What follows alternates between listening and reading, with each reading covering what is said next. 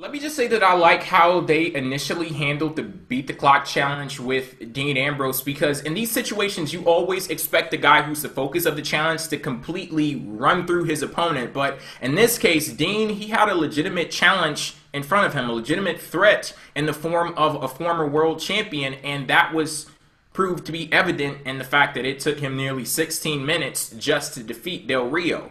Now you fast forward to Seth Rollins versus Heath Slater, and I'm thinking there is no way in hell Heath Slater is going to beat Seth Rollins. So what's going to happen is Dean is going to cause a distraction, so much so to the point where Seth Rollins takes his eye off the clock and the time runs out. But in that case, like Charlie said, it would have required Heath Slater to be in a 16-minute match, and I don't give a fuck who Heath Slater's opponent is. That shit ain't happening. Like, I'm not going for that at all. So what do we get? Lo and behold, Heath Slater actually defeats Seth Rollins, and it was a terrible moment, horribly embarrassing, but I loved every single minute of it.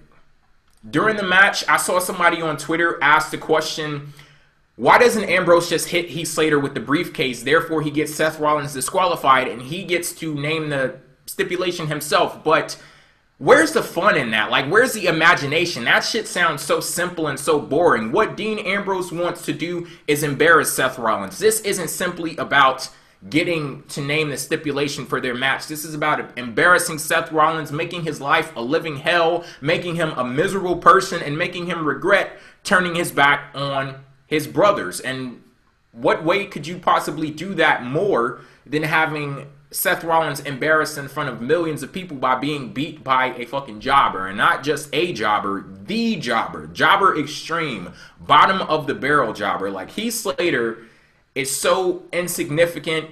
You ever were eating like fries in your car or something and you drop a few fries on the floor of your car and then you pick them all up, but a few weeks later you like reach under your seat and you pull out a fry, like, where the fuck did that come from? That's who Heath Slater is. Heath Slater is that fry that's been under your seat for months. And I mean, that sucks for Seth Rollins, but it's great for Dean Ambrose. And Charlie, I honestly disagree with you. Like, I really, really, really love this segment because, once again, this is Dean Ambrose showing how cunning he is, how strategic he is, and he's still maintaining that crazy edge. And I think that this dude has been booked amazingly well. Like, I'm loving every single thing that I see from him. And this is just one more step in the right direction for Dean Ambrose as far as I was concerned. Do you guys have any thoughts about what this stipulation is going to be? Because one thought that popped in my mind, it could possibly be for the Money in the Bank briefcase. The one that he just ripped up and trashed? I mean, I don't know why he would want it now. That's kind of an issue. It's not necessarily the briefcase, but how about we do something great for everyone? We do the world a service, and if Dean Ambrose beats Seth Rollins, the Money in the Bank briefcase just goes away. Like, nobody would have it. That would be otherworldly helpful, because that would get the briefcase off of Seth Rollins, and it wouldn't kill Dean Ambrose if he won it. It would kill Seth Rollins. Yeah, I'm not worried about that. So why are you worried about getting the briefcase off of him?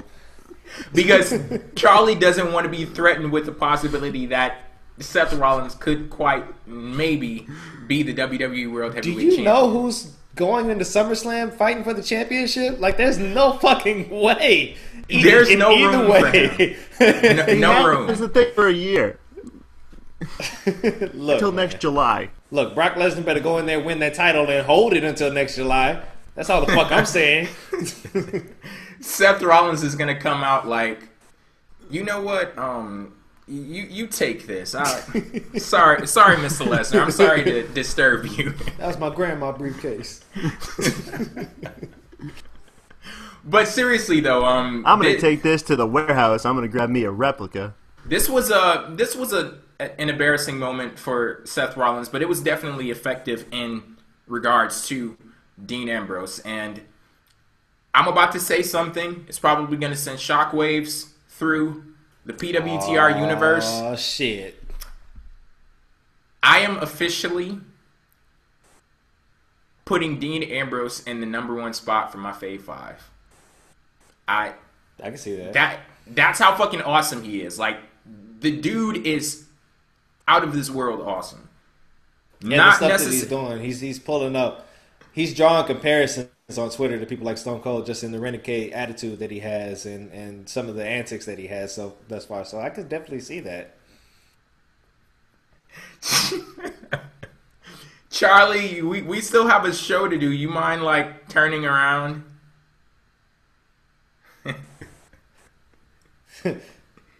Whose jersey is that? Jared Sullivan?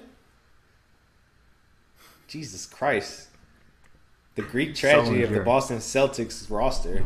See, I'm not going to be that person that, just because this person is #1 on my Fave 5, now I'm going to trash the person who was there before, because I don't have anything to trash. No, you about. planted the seeds for you hating Roman Reigns. You planted the seeds for hating Roman Reigns a couple weeks ago. Are you serious? I didn't call you out for it because I'm that kind of guy, but now that you're going to do it, okay, we'll have this discussion.